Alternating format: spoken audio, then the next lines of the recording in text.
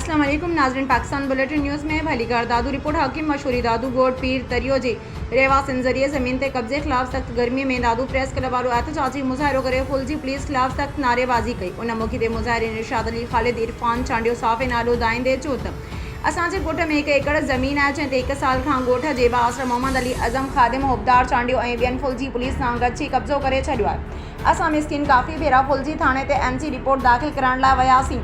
फुलजी police गार gun करे थाणे खां ॿाहिरि कढी छॾियो। हिन जो त फुलजी स्टेशन जो एसएचओ सीधी रीत ज़मीन कब्ज़ो कंदड़ सां मिलियल आहे। बास हर रोज़ मौतमार धमकियूं ॾियनि था। कुछ ॾींहं अॻु असां मथां हमलो करे सख़्त ज़ख़्मी कयो आहे। असांजे गुज़र सफ़र जो वाहिद ज़रियो इहा ज़रिए ज़मीन आहे। असांजो 2 भेरा तयारु फसल विकिरो करे छॾियो आहे। मुज़ाहिरीन आईजी एनडीआईजी हैदराबाद ऐं ॿियनि वसवारनि खां मुतालबो कयो त फौरी तौर ज़मीन तां कब्ज़ो ख़त्म कराए ज़मीन ते कब्ज़े कंदड़ ऐं उन्हनि जो साथ ॾींदड़ फुलजी पुलिस ख़िलाफ़ कार्रवाई करे तहफ़्फ़ुज़ फ़राहम कयो वञे।